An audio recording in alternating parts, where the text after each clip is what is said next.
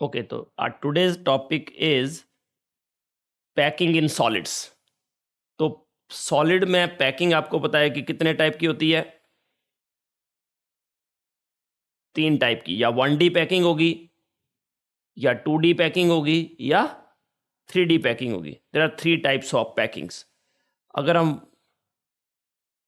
1D packing की बात करें तो spheres are lying side by side, इस तरह से लाई करते हैं, लीनियर अरेंजमेंट होता है, और जो हर एक स्फीयर है that is in touch with 2 spheres. तो इसका मतलब कोऑर्डिनेशन नंबर जो है 1D पैकिंग में दैट इज 2। तो there is only one way of arrangement of spheres that is possible in 1 dimensional close packing. तो एक ही वे आउट है ये कि आप लीनियरली उनको अरेंज करो, चाहे हॉरिजॉन्टली लीनियर करो या vertically, there is only one way of packing. ठीक है, तो हर स्फीयर जो है that is in contact with 2 spheres. तो इस तरह से जो कोऑर्डिनेशन नंबर है इसका that comes out to be 2। ठीक है, तो याद रखना इसमें कोऑर्डिनेशन नंबर जो होता है दैट इज 2। कोऑर्डिनेशन नंबर मतलब number of nearest neighbours which are touching the given sphere. तो इस स्फीयर को ये दोनों टच कर रहे हैं, कोई भी एक स्फीयर लोगे तो they are touching each other, क्योंकि it is an infinite array. ऐसा नहीं कि ये वाले स्फीयर के लिए तो इधर है ही नहीं कुछ भी, देर आर डिफरेंट टाइप है। तो एक सैंपल दिया है कि इस तरह से अरेंज होंगे। तो coordination number in 1D is 2। Now come to the 2 dimensional packing. तो 2 डायमेंशनल पैकिंग में क्या होता है कि जैसे ये बेस लेयर है, इसके ऊपर लेयर होगी, इसके ऊपर लेयर होगी, इसके ऊपर लेयर होगी, इस तरह से ये एक टाइप की पैकिंग होगी जिसमें आपको पता है सारी लेयर एक जैसी लग रही हैं। ए टाइप पैकिंग होगी, तो ये हो गई ए टाइप अरेंजमेंट। ठीक है, और इसमें जो ये स्फीयर होगा that is in touch with how many spheres? कितने स्फीयर के टच में ये? 4। तो इसका कोऑर्डिनेशन नंबर होगा 4, और इसको बोलेंगे स्क्वायर क्लोज पैकिंग, क्योंकि स्क्वायर की तरह दिख रहा है ना ये। तो स्क्वायर क्लोज पैकिंग जो है it is a 2 dimensional packing, और इसमें कोऑर्डिनेशन नंबर होता है 4। और इसमें क्या होता है कि आप जो है लेयर्स को एक दूसरे के ऊपर रखोगे वन अबव द अदर, ऐसे स्टैक करोगे सबको, और there is horizontal alignment as well as vertical alignment.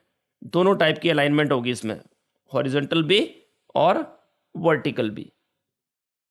वैसे ही अगर इस तरह से हो कि जो सेकंड लेयर है that is in the depression of the first layer, तो इस टाइप की पैकिंग को हम देखो, ए तो दूसरा अलग है, फिर सेम मतलब अल्टरनेट में सेम है लेयर्स, तो ए बी टाइप पैकिंग होगी ये।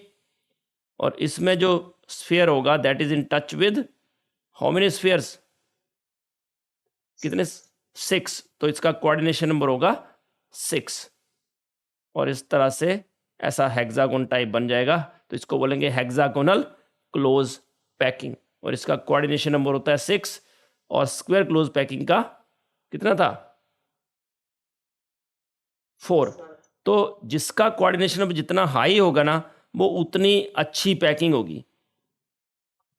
तो हेक्सागोनल क्लोज पैकिंग और स्क्वायर क्लोज पैकिंग की अगर बात करें तो ऑब्वियसली जो स्क्वायर क्लोज पैकिंग है दैट इज लेस एफिशिएंट, क्योंकि उसका कोऑर्डिनेशन नंबर कितना है? 4, और हेक्सागोनल क्लोज पैकिंग का कोऑर्डिनेशन नंबर है 6। तो दैट मीन्स जो hexagonal close packing in 2D that is more efficient than square close packing. Now come to the 3 dimensional packing. तो 3 डायमेंशनल पैकिंग में अगर आप देखें तो 3 टाइप की पैकिंग होती है, या तो ये ए टाइप पैकिंग, या ए बी टाइप पैकिंग, या A B C type arrangement. तो ये 3 टाइप की अरेंजमेंट्स होती हैं 3D में। तो पहले हम बात करते हैं, जैसे ये फर्स्ट लेयर है, फर्स्ट स्फीयर है, ये सेकंड स्फीयर है, थर्ड स्फीयर है।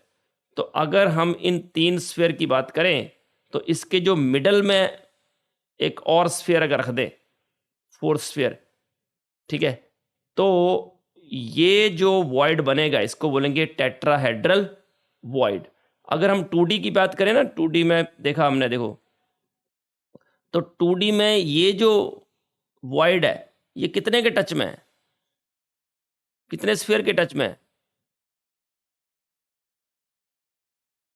3 स्फीयर के टच में है ना।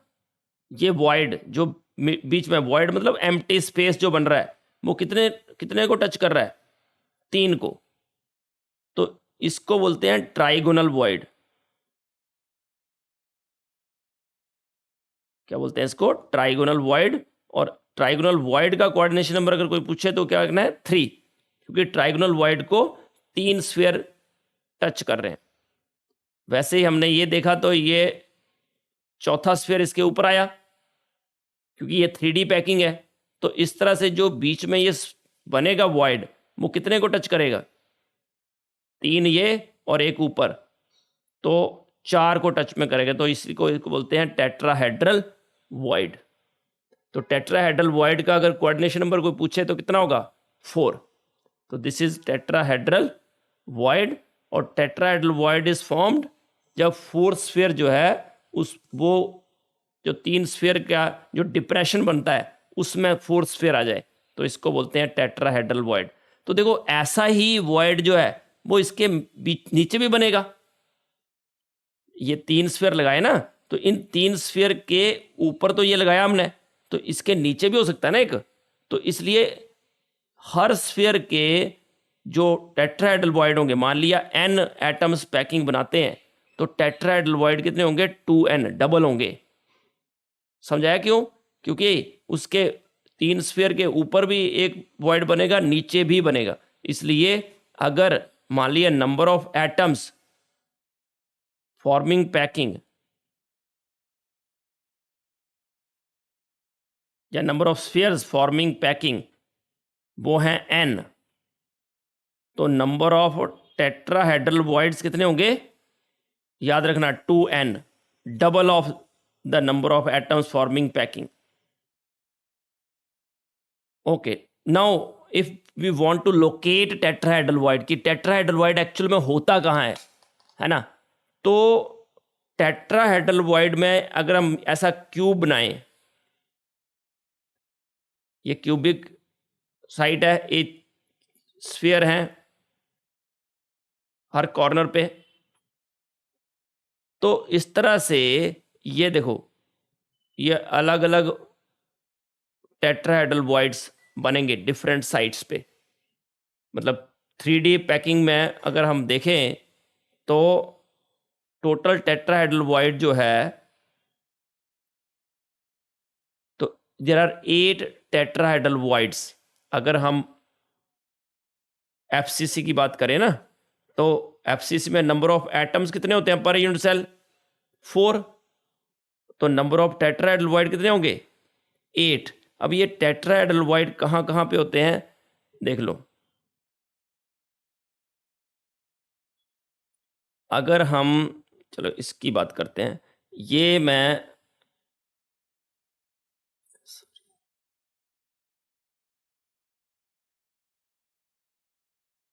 बॉडी डायगोनल बनाता हूं, तो बॉडी डायगोनल में क्या होता है कि हर बॉडी डायगोनल का जो लेंथ है उसके 1/4 पे देयर इज 1 टेट्राहेड्रल वॉइड। मतलब एक बॉडी डायगोनल पे 2 टेट्राहेड्रल वॉइड होंगे। तो टोटल कितने tetrahedral void, total body diagonal कितने होते हैं क्यूब में, बता सकते हो? Very good. क्योंकि जो बॉडी डायगोनल है ना, हर एक बॉडी डायगोनल कितने स्फीयर के टच में होता है? कितने कॉर्नर के टच में होता है? 2। बॉडी के सेंटर से पास होता है और 2 कॉर्नर जो हैं उनको ऑक्युपाई करता है, अपोजिट कॉर्नर्स। तो हर कॉर्नर 2 कॉर्नर जो हैं that leads to 1 body diagonal. इसलिए कॉर्नर है टोटल 8, इसलिए टोटल बॉडी डायगोनल जो क्यूब में होते हैं 4।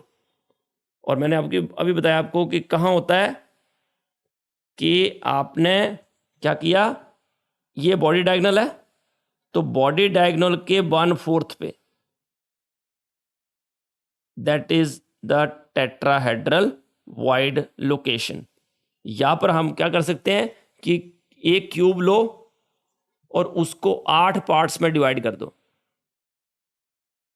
तो centre of each small cube, centre of each small cube is a location of tetrahedral void। ये नोट कर लेना, इंपॉर्टेंट चीज है कि कहां पे होते हैं, 1/4 of the distance from each corner, या फिर क्या करो, पूरे वॉइड को क्या करो कि टेट्राहेड्रल जो सॉरी पूरा क्यूब है, उस क्यूब को 8 पार्ट्स में डिवाइड कर दो, और हर एक क्यूब का जो सेंटर होगा स्मॉल क्यूब का, that is the location of the tetrahedral void.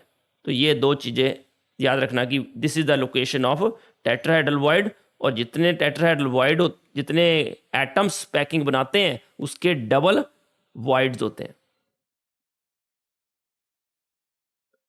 Now come to octahedral void. तो देखो ये 3 स्फीयर हैं, इनके बीच में जो ट्राइगोनल वॉइड बन रहा है उसके ऊपर भी हम ऐसे बना दे स्फीयर्स, अपोजिट, एक अपसाइड डाउन, मतलब एक में 2 ऊपर 1 नीचे, दूसरे में 1 ऊपर 2 नीचे। अगर ऐसा करें तो जो बीच में बनेगा that is the octahedral void. अब ये ऑक्टाहेड्रल वॉइड कितने के टच में है, कितने स्फीयर इसको टच कर रहे हैं, 6। तो ऑक्टाहेड्रल वॉइड जो है that is formed by 6 spheres. इसका मतलब इसका कोऑर्डिनेशन नंबर कितना होगा, 6।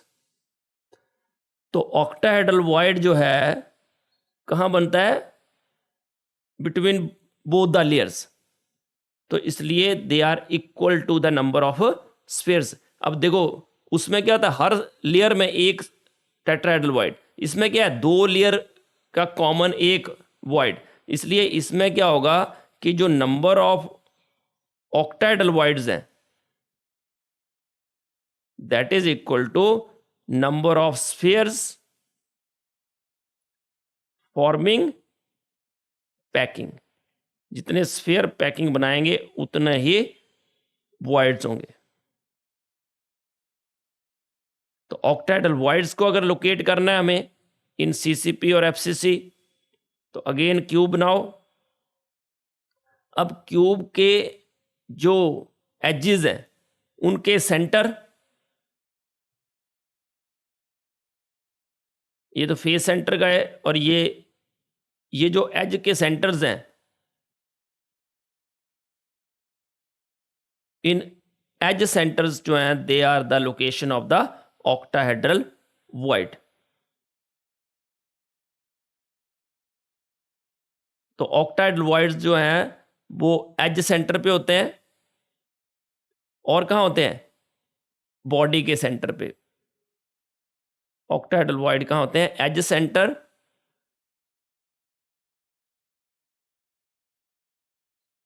And body centre. ये कोई एफसीसी अरेंजमेंट ले ली हमने,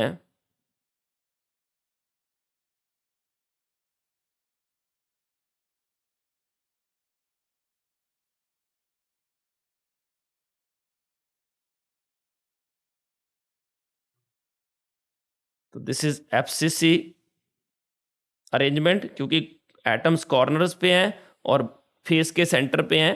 एफसीसी अरेंजमेंट में हमने क्या किया, जो एज के सेंटर्स हैं और बॉडी का सेंटर है, तो एज सेंटर और बॉडी सेंटर जो है उन पे जो है वो स्फीयर्स, ये जो हैं लोकेशंस होती है किसकी, ऑक्टाहेड्रल वॉइड की।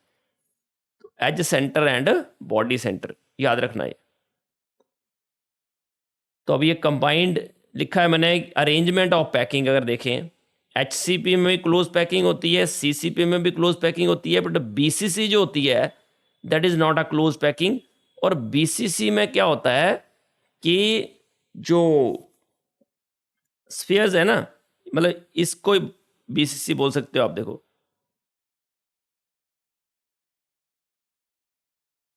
ये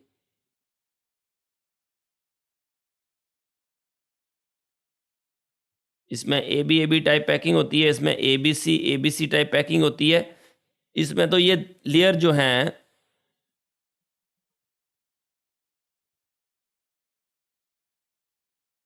अवेलेबल स्पेस जो होगा HCP और CCP दोनों का ही 74% जो है स्पेस ऑक्यूपाइड होगा, और जो BCC है उसका 68%।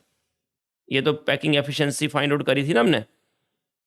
और कोऑर्डिनेशन नंबर जो होता है HCP का और CCP का 12 और BCC का 8, क्योंकि जो देखो एटम बॉडी के सेंटर में होगा that is in touch with all the corner atoms. तो कितने कॉर्नर है? 8, इसलिए each sphere is in touch with 8 spheres, इसलिए कोऑर्डिनेशन नंबर होगा इसका 8। और CCP और HCP में क्या होगा कि एक तो दोनों में ही जो लेयर होगी ना दैट इज 2D वाली हेक्सागोनल क्लोज पैकिंग। हेक्सागोनल वाली लेयर में कितने कोऑर्डिनेशन नंबर होता है? अगर मैं हेक्सागोनल बनाऊं तो कैसा स्फीयर होता है बोलो?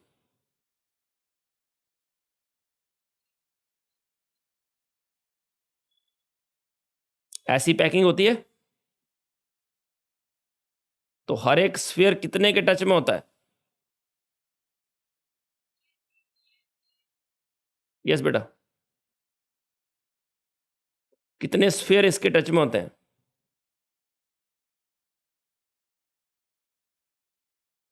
फिर 2D पैकिंग बना रहा हूं मैं, इसमें एक स्फीयर कितने के टच में है?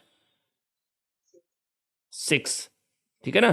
तो हर स्फीयर जो है that is in touch with 6 spheres, 1 2 3 4 5 and 6। तो 6 इन इट्स ओन लेयर और 3 above the layer, 3 above the layer और 3 below the layer। मतलब ये इस तरह से पैकिंग होती है। देखो ये स्फीयर है,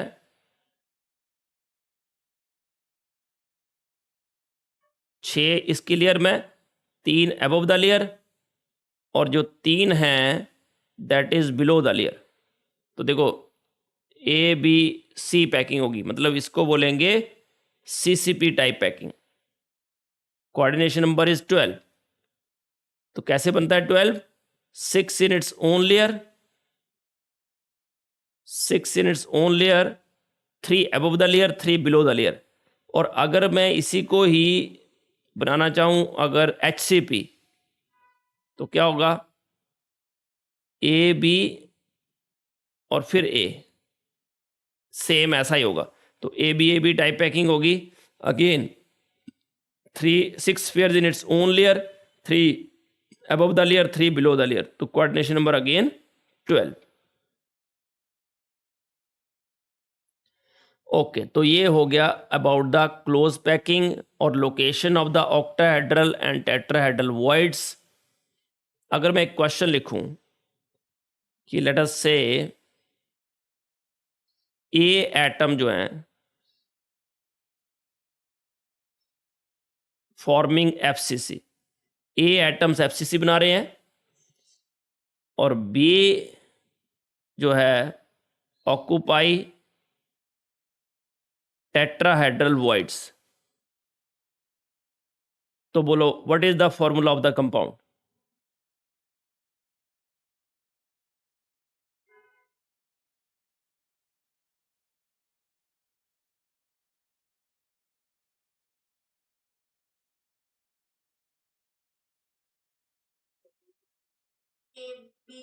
हाँ, तो हम ऐसा अगर कभी भी सिर्फ वॉइड दिए हो ना तो हम सिंपल करेंगे कि नंबर ऑफ एटम्स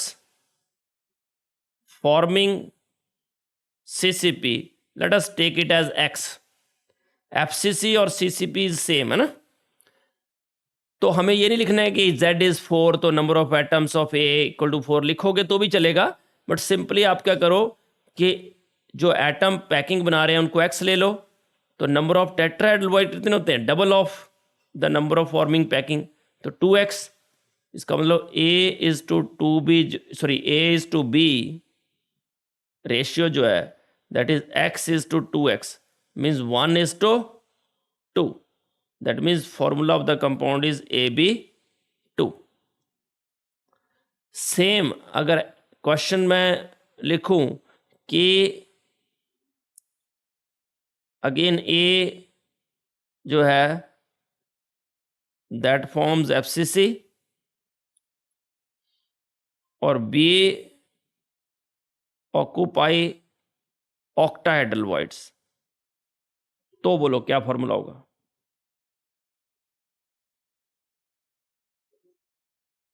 हाँ ए भी होगा, क्योंकि ए सेम ऐसे आएगा, नंबर ऑफ ए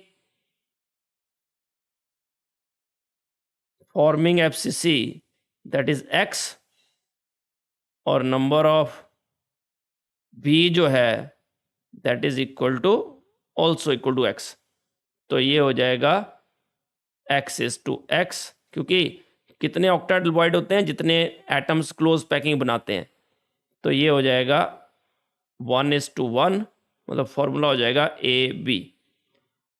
अगर मैं ऐसा करूं कि B occupy 2/3 of the octahedral voids, तो बोलो।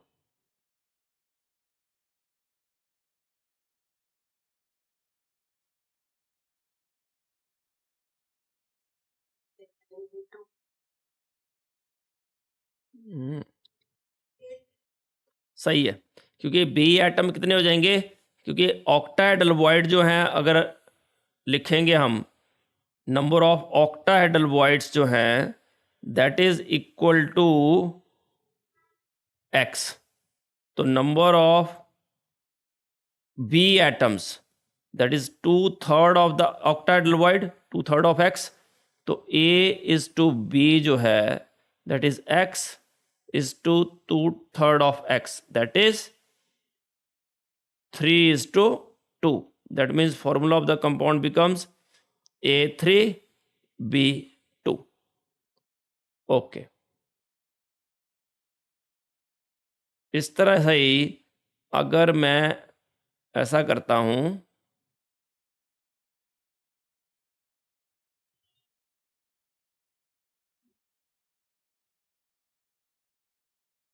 B occupy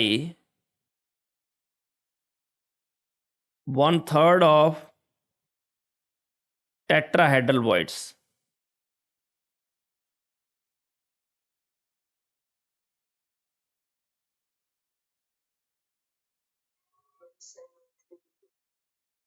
अगेन क्योंकि अब टेट्राहेड्रल वॉइड जो हैं वो हो जाएंगे 2x, double of the number, और बी एटम्स जो हैं 1/3 ऑफ 2x मीन्स 2/3x, तो A इज टू B जो है that is x is to 2/3 of x means 3:2, again it is A3B2।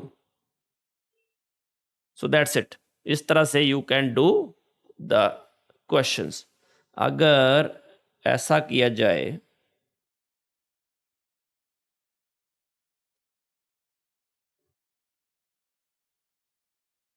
O forms FCC,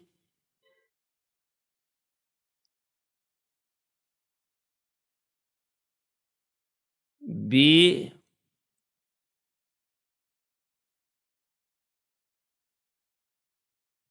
occupy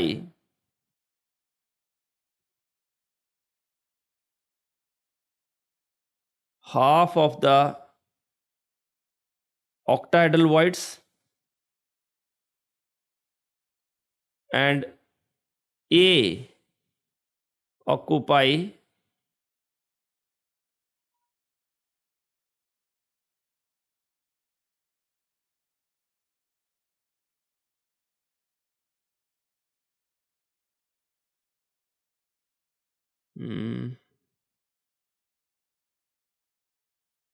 1/8 of tetrahedral void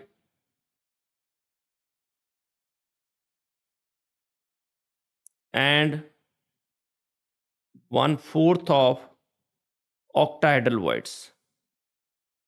So what is the formula of the compound?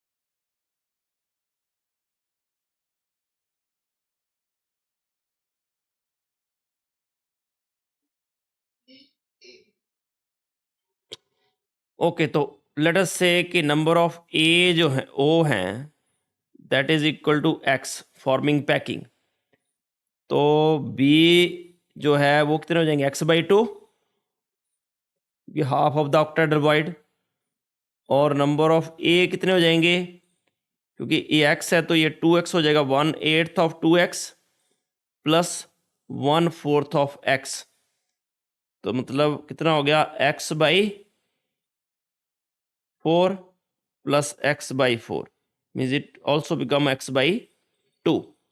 तो इसका मतलब ये हुआ कि A is to B is to O, that is x/2 is to x, means 1/2 1/2 is to 1, means 1 is to 1 is to 2, मतलब A B O 2, सही है।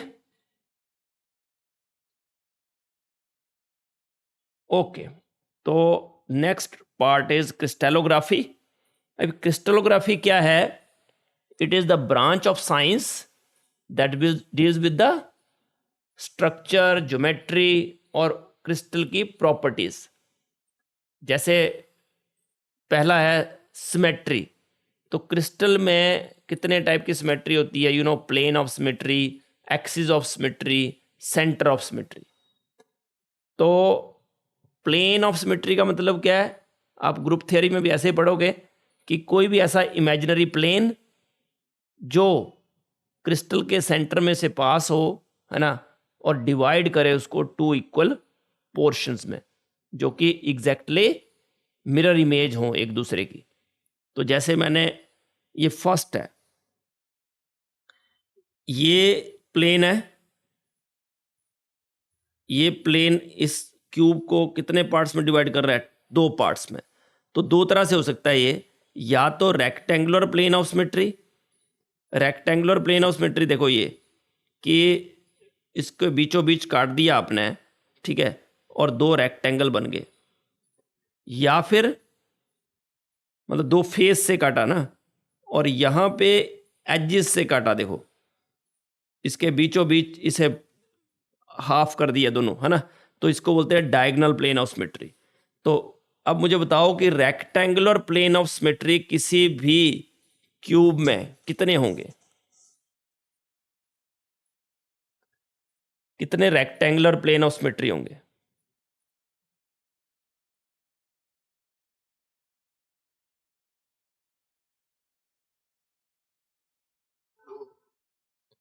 बेटा एक रेक्टेंगल जो है वो कितने फेसेस को यूटिलाइज कर रही है?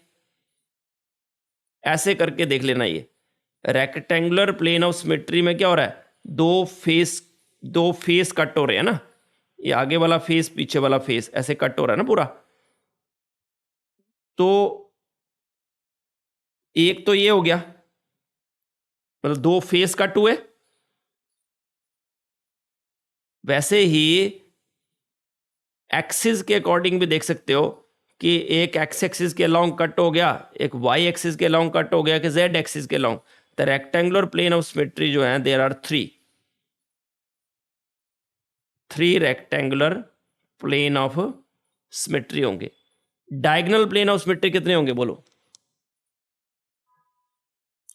डायगोनल किसको कट कर रहा है? देखो ये दो एजेस को यूज कर रहा है,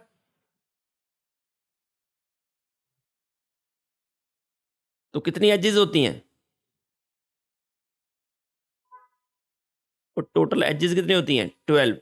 तो there are 9 diagonal plane of symmetry. तो देखो ये एक क्यूब है, इसको बीचों बीच काट दिया ऐसे, देखो, तो this is called rectangular plane of symmetry. और number of rectangular plane of symmetry कितने होंगे? 3। वैसे ही एक और क्यूब लिया, अब ये इस तरह से कट कर दिया हमने, तो that is called diagonal plane of symmetry. और ये डायगोनल प्लेन ऑफ सिमेट्री जो है, मैंने वहां गलती से लिख दिया था 6 होंगे ना टोटल, 6 से लिखा था मैं पीछे, गलती से लिख दिया, क्योंकि 12 एजेस होती है ना, तो हाफ ऑफ दैट इज 6। तो number of diagonal plane of symmetry कितने होंगे? 6। तो याद रखना कि क्यूब में रेक्टेंगुलर प्लेन ऑफ सिमेट्री होते हैं 3 और डायगोनल प्लेन ऑफ सिमेट्री होते हैं 6।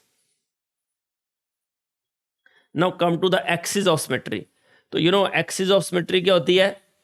कोई भी इमेजिनरी लाइन जो क्रिस्टल के थ्रू पास हो, ताकि उस पर क्रिस्टल अगर रोटेट करें उस लाइन के अक्रॉस अबाउट, है ना, तो सेम अपीयरेंस आए more than once in complete revolution, तो that is called axis of symmetry.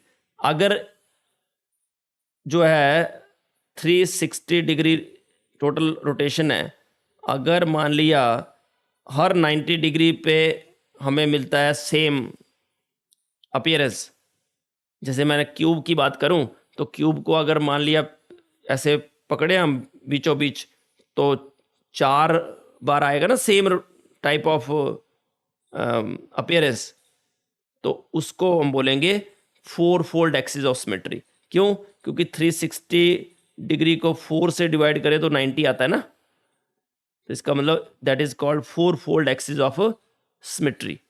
और n को बोलते हैं order of axis, means 2 pi by n rotation करें अगर हम, तो इक्विवेलेंट कॉन्फ़िगरेशन मिलनी चाहिए, तो उसको बोलते हैं n fold axis of symmetry. तो देखो ये बिल्कुल आसान है ये वाला। देखो यहाँ से हमने रोटेशन किया, तो ऑब्वियसली आपको पता है 4 एक फेस, वैसे ये दूसरा फेस, तीसरा फेस, चौथा, 4 एक जैसी अपीयरेंस मिलेंगी। तो याद रखना कि अगर फेस के सेंटर में से पास करते हैं हम, तो we get 4 fold axis of symmetry. और कितने फेसेस होते हैं? फेसेस कितने होते हैं? और टोटल फेस कितने होते हैं? 6। तो इसलिए एक जो एक्सिस है 4 फोल्ड, वो कितने फेस यूज कर रही है? 2। तो इसका मतलब 4 फोल्ड एक्सिस ऑफ सिमेट्री कितने होंगे? 3 होंगे क्यूब में 4 फोल्ड एक्सिस ऑफ सिमेट्री।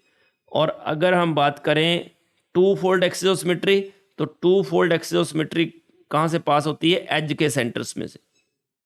तो कितनी एजेस होती हैं? 12।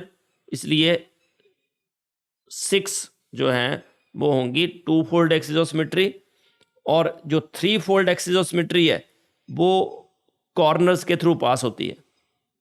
तो इसलिए टोटल कॉर्नर कितने होते हैं? 8, इसलिए 4। तो 6 + 3 9 + 4 मतलब 13 टोटल होंगे क्यूब में एक्सिस ऑफ सिमेट्री, जिसमें से 3 होंगे 4 फोल्ड, 6 होंगे 2 फोल्ड, और 4 होंगे 3 fold axis of symmetry. Okay, और देखो ये इसमें 6 फोल्ड एक्सिस ऑफ सिमेट्री होता है हेक्सागोनल में।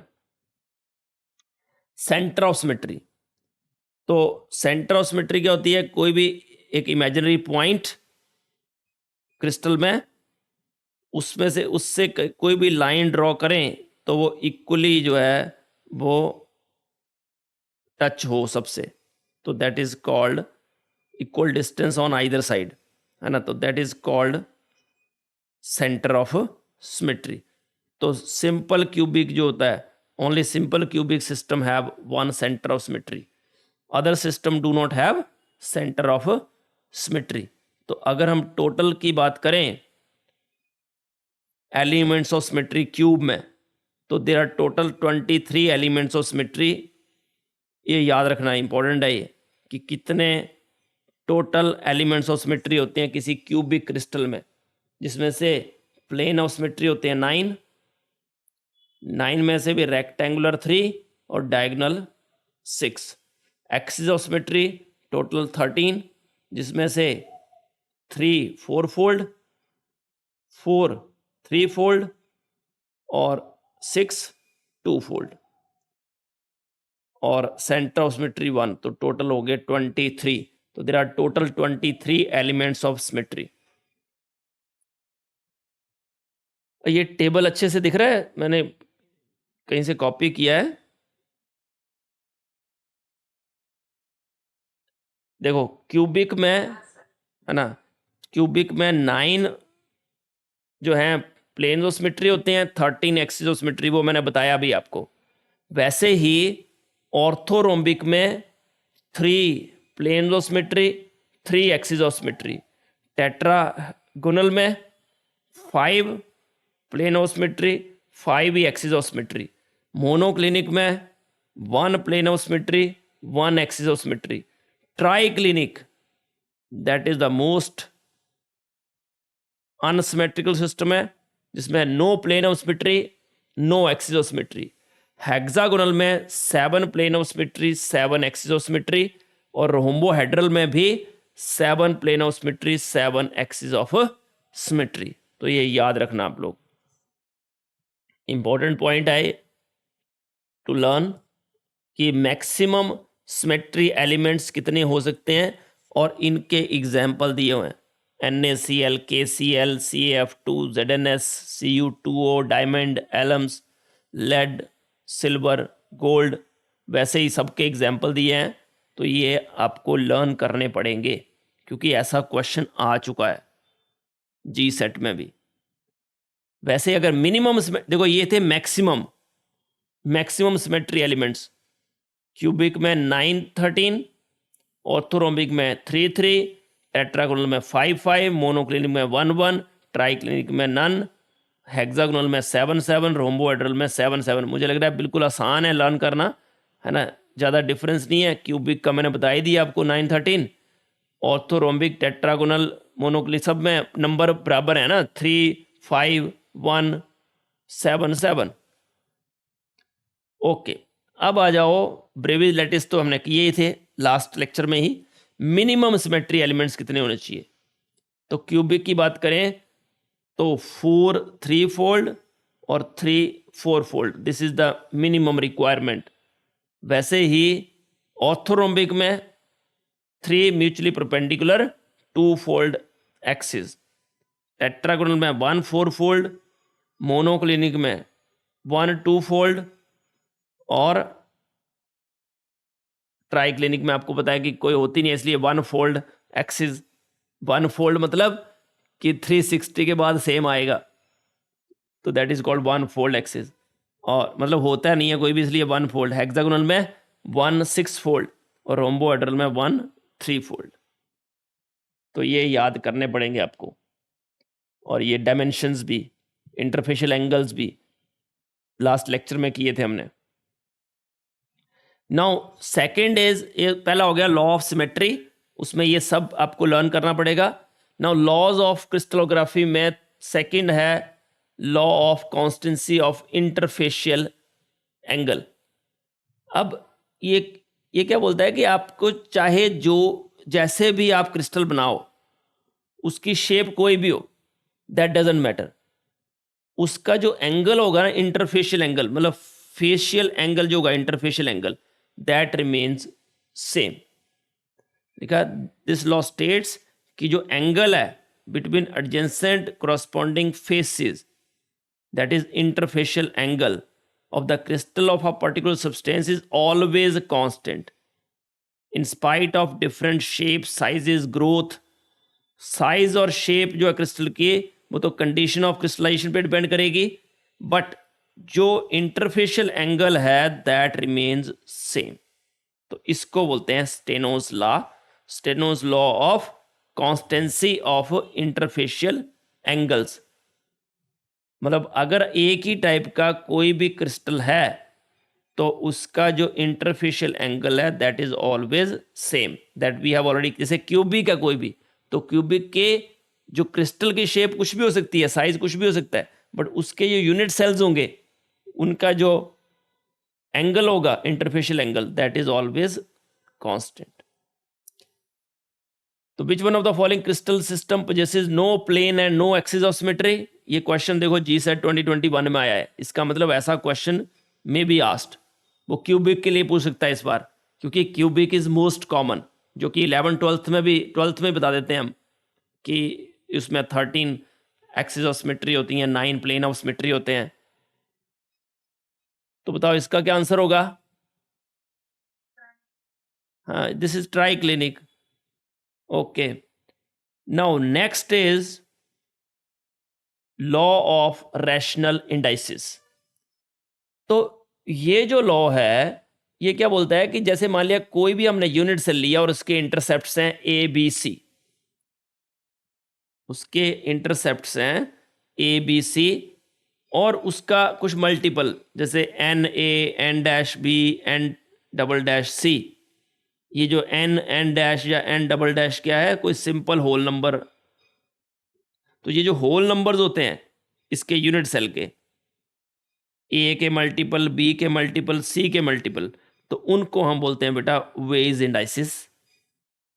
ठीक है, मतलब कोई भी लिखा है स्टेट्स की रेशियो जो है इंटरसेप्ट्स की of different faces of a crystal with 3 axis they are constant, और उनको हम एक्सप्रेस कर सकते हैं बाय रैशनल नंबर्स, और that intercepts of any face of a crystal along the crystallographic axis या तो इक्वल होंगे यूनिट इंटरसेप्ट्स के या फिर उनके सिंपल होल नंबर मल्टीपल होंगे। उसको बोलते हैं हम, जैसे देखो मान लिया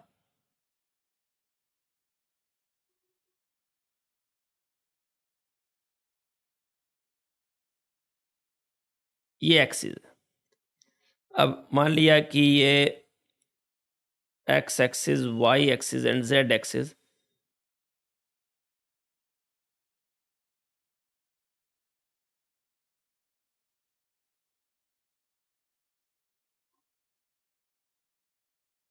ये है मान लिया कोई ए बी और सी। अब अगर और कोई भी प्लेन बनाते हैं हम तो वो ए बी सी का मल्टीपल होगा कुछ भी। ऐसा जरूरी नहीं है कि वो लिखा है गलती से सिंपल होल नंबर, अलग भी हो सकता है। जैसे मान लिया मैं लिखूं कि जो इंटरसेप्ट है ना वो है 2a बी और इनफाइनाइट सी, मतलब जेड एक्सिस को टच ही नहीं कर रहा है वो प्लेन। किसको टच कर रहा है? ए को एट 2a, बी को एट बी और सी को इनफाइनाइट ले लिया हमने, मतलब जेड एक्सिस को टच नहीं कर रहा है। तो उसके जो वेज इंडिसेस हुए वो क्या हुए? 2 1 इनफाइनाइट। तो अगर मुझे उससे मिलर इंडाइसिस निकालने हैं, ये मिलर इंडाइसिस क्या है? ये है वेज इंडाइसिस। ठीक है, तो क्या करूंगा? अब सबसे पहले इसका मैं रेसिप्रोकल कर दूंगा।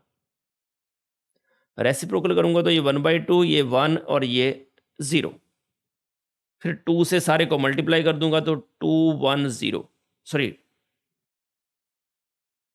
1 2 0। तो ये जो 1 2 0 आया ना that is called Miller indices, और इनको बोलते हैं HKL से डिनोट करते हैं।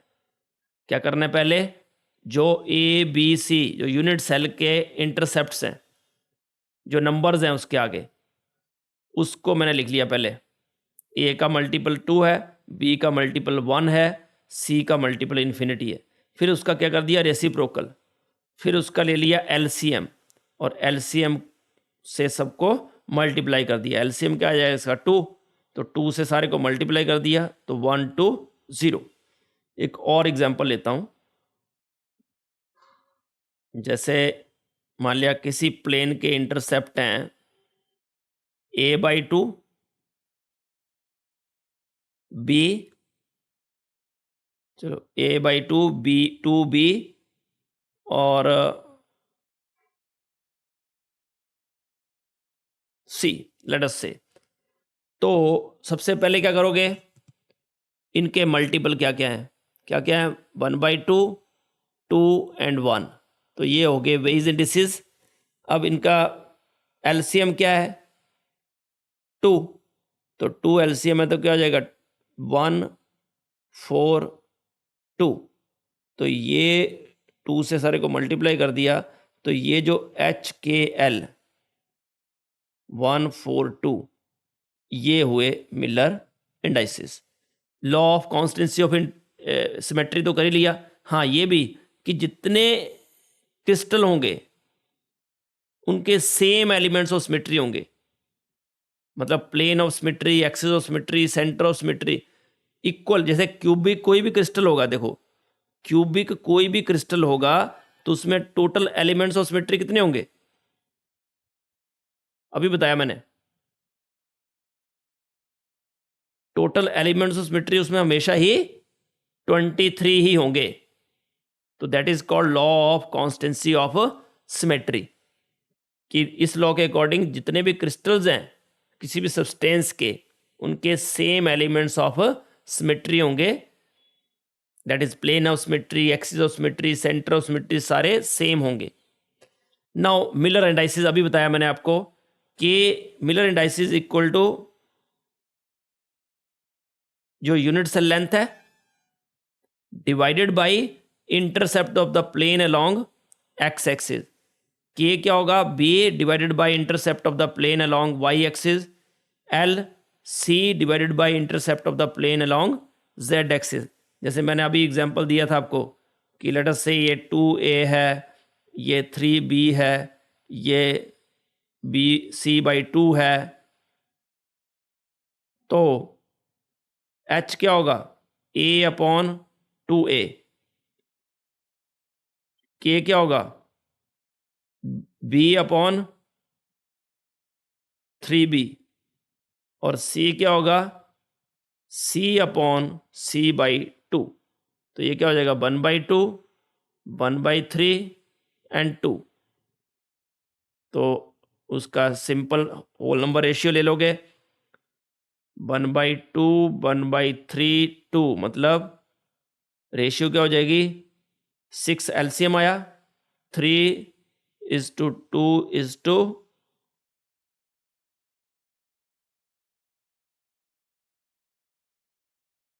एक मिनट, एलसीएम 6 ही आया ना, 1:2 1:3 एंड 2, तो 6 एलसीएम आया तो ये कितना आ जाएगा 3, और ये कितना हो जाएगा 2, और ये कितना हो जाएगा 12, तो 3 2 12 ऐसे आ जाएगा। तो ये मिलर इंडाइसिस क्यों हम लेते हैं, क्योंकि अगर हम वेज इंडाइसिस की बात करेंगे तो वो तो इन्फिनिटी भी हो सकता है, बट मिलर इंडाइसिस जो हैं दे आर ऑलवेज जो है they are some numbers, they are whole number, ठीक है, कोई भी नंबर होगा और कम से कम 0 होगा, इनफाइनाइट कभी भी नहीं हो सकता। तो जैसे मान लिया अपने पास ये सारे देख लो एक बार, ये जो प्लेन है वो किसको टच कर रहा है, this plane is touching only x x z axis. ये प्लेन किसको टच कर रहा है, सिर्फ जेड एक्सिस को। तो इसलिए एक्स एक्सिस और वाई एक्सिस के क्या हुआ ये पैरेलल, तो इसको एक्स एक्सिस और वाई एक्सिस के लिए 0 0 आएगा और जिसको टच कर रहा है उसके लिए 1। देख लो अच्छे से, अब ये वाला जो प्लेन है ये किसको टच कर रहा है? वो किसको टच कर रहा है? ये एक्स को। तो इसलिए एक्स के रिस्पेक्ट में 1 आ गया और वाई और जेड को टच नहीं कर रहा है, इसलिए 0 0। तो 1 0 0 हो गया। वैसे ही ये जो है ये किसको टच कर रहा है? वाई। तो सिर्फ वाई के रिस्पेक्ट में 1 आया, बाकी एक्स और जेड के रिस्पेक्ट में 0 0। अब इधर आ जाओ, ये डायगोनल प्लेन है। ये जो प्लेन है वो किसको टच कर रहा है? एक तो एक्स एक्सिस को और एक जेड। एक्स और जेड को टच कर रहा है, वाई को टच नहीं कर रहा है। तो इसलिए वाई के रिस्पेक्ट में 0 और एक्स और जेड के रिस्पेक्ट में 1 1। इसको बोलो, ये किसको टच कर रहा है? एक्स और वाई। तो एक्स और वाई के रिस्पेक्ट में 1 1 और जेड के रिस्पेक्ट में 0। अब ये देखो, ये किसको टच कर रहा है? Y z. तो वाई और जेड के रिस्पेक्ट में 1 1 और एक्स के रिस्पेक्ट में 0। अब देखो, ये वाला जो प्लेन है वो एक्स को भी टच कर रहा है, वाई को भी टच कर रहा है, जेड को भी टच कर रहा है। तो इसलिए ये आएगा 1 1 1। इसको बोलो, देखो ये जेड को टच कर रहा है, वाई को भी टच कर रहा है। बट देखो, वाई और जेड को तो टच कर रहा है, बट एक्स जो है वो इधर एक्स है, बट वो उल्टी साइड जा रहा है। देखो, इस साइड आता तो ये 1 1 1 हो जाता, बट उसके अपोजिट साइड जा रहा है वो, इसलिए इसको बोलेंगे 1 1। तो हो गया वाई और जेड के रिस्पेक्ट में, और एक्स के रिस्पेक्ट में 1 बार। 1 बार का मतलब है -1, उल्टी साइड जा रहा है। वैसे ही इसकी बात करेंगे, अगर देखो एक्स को तो टच कर रहा है, जेड को भी टच कर रहा है, बट वाई को वो इधर टच नहीं कर रहा है। कहाँ टच कर रहा है? किसी और जगह पे, जो उसका एक्सिस है उस पर टच नहीं कर रहा है, कहीं और टच कर रहा है। तो इसको बोलेंगे वाई के रिस्पेक्ट में -1 हो जाएगा, 1 1 बार 1। एक और इंपॉर्टेंट बात बताता हूं मैं आपको कि अगर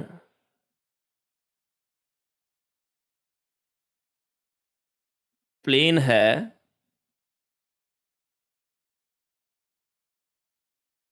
ये वाला,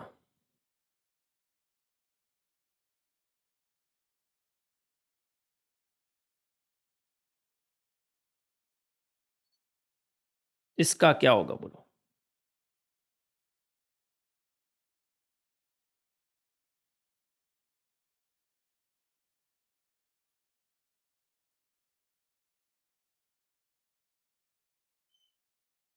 पहले बताओ, ये प्लेन किसको कट कर रहा है, किसको टच कर रहा है, किस एक्सिस को टच कर रहा है? वाई एक्सिस को। कहां पे? हाफ पे, उसके हाफ पॉइंट पे टच कर रहा है। जेड को और एक्स को टच नहीं कर रहा है। तो इसका जो होगा ना, जैसे ये है ना, इसको इस यहां ले गए ना हाफ में, तो इसको बोलेंगे 0 2 0।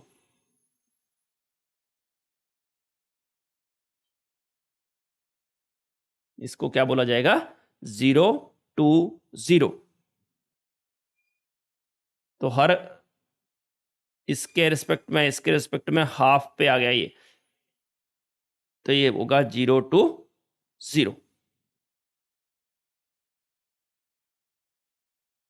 अगर आपको थोड़ा ये मान लिया कम भी समझ में आ रहा है ना, मुझे थोड़ा लग रहा है, बट एनी हाउ आप ऐसा याद रखो कि जिस एक्सिस को वो टच करेगा, है ना, उसके रिस्पेक्ट में 1, और जिसको टच नहीं कर रहा है उसके रिस्पेक्ट में 0। इतना तो मुझे लग रहा है कि समझ में आ गया होगा आपको। तो जैसे ये क्वेश्चन आया हुआ देखो एग्जाम में, जी सेट में आया 2017 में। बताओ ये कौन सा प्लेन है, ये भी देख लेना। देखो यहाँ है जी 110, सही है, बिल्कुल सही जवाब। क्यों? क्योंकि एक तो ये एक्स एक्सिस को टच कर रहा है और वाई एक्सिस को टच कर रहा है। ये जो प्लेन है it touches x axis and y axis, तो इसलिए एक्स और वाई के रिस्पेक्ट में 1 1 होगा और जेड के रिस्पेक्ट में 0, तो इट इज 1 1 0, डी ऑप्शन आएगा।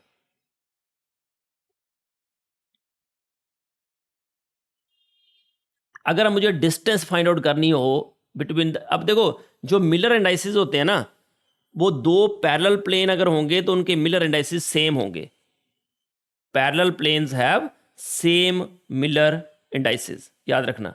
तो अगर डिस्टेंस निकालनी है मुझे पैरेलल प्लेन्स में, तो distance between the parallel planes is equal to a divided by square root of H square plus के स्क्वायर प्लस एल स्क्वायर। यहाँ ए क्या है, length of the cube side, और एच के एल जो है वो मिलर इंडाइसिस है। और मैंने ये तो बताया था आपको कि जब प्लेन जो है पैरेलल हो किसी एक्सिस के, तो उसका इंटरसेप्ट उसके रिस्पेक्ट में क्या लेते हैं, इनफाइनाइट, और मिलर इंडाइसिस उसका क्या हो जाएगा, 0। अगर नेगेटिव साइन है मिलर इंडाइसिस का तो इंडिकेट करता है by placing a bar on the intercept, और जितने भी पैरेलल प्लेन्स होते हैं उनके सेम मिलर इंडाइसिस होते हैं। बट अगर मान लिया क्यूब के जगह कोई और है, जिसमें जैसे ट्राई क्लिनिक ले लिया हमने, है ना, तो उसमें ए और बी और सी तो बराबर होंगे नहीं। तो ऐसे केस में हम क्या करते हैं, उसको इस तरह से डिनोट करते हैं। देखो 1/d(h(k(l) square equal to H square upon a square plus के square upon b square plus L square upon c square. क्योंकि इसी को अगर मैं कन्वर्ट करूं क्यूब में तो ये भी क्या हो जाएगा, H square upon a square के स्क्वायर अपॉन ए स्क्वायर, क्योंकि ए बी सी बराबर है उसमें, ये जनरल है ना, ए स्क्वायर। तो इसी केस में क्या होगा कि ये तो सबका ए स्क्वायर होएगा, मतलब 1/d(h(k)l 1/d(h(k)l square that becomes equal to H square plus के square plus L square divided by A square. इसका मतलब ये होगा कि, एक मिनट जी सर, कितने बजे से निकलना है? हेलो 8:45 पर निकलना है, मैंने मैसेज किया है कल। अच्छा 8:45 ना, ठीक है हाँ। सर, ठीक है सर, ओके सर, ओके। तो मैं कहाँ आ जाऊँ, ए एमएन कॉलेज या जीबी? आप जैसे बोलो, आपको नहीं, कहाँ? वो जीबी के पास में है ना। हाँ जी, हाँ जी सर, हाँ, तो जीबी आ जाता हूँ ना। ठीक है सर, ठीक है, मिलते हैं फिर। हाँ, ओके, तो 10 मिनट बाद ओके निकलते सर, हैं। Okay sir, okay sir. तो क्या हो जाएगा, 1/d(h(k)l is equal to square root of H square plus के square plus L square divide by A. ठीक है, तो इसका मतलब d(h(k)l क्या हो जाएगा, a divided by square root of H square plus के स्क्वायर प्लस एल स्क्वायर। ठीक है, तो देखो इस तरह से, और d(246) is equal to d123 divide by 2। तो चलो इतना रखते हैं आज, ठीक है, आप लोग कर लेना इतना, ठीक है, ठीक है बच्चे, ओके, नेक्स्ट क्लास बाकी करते हैं।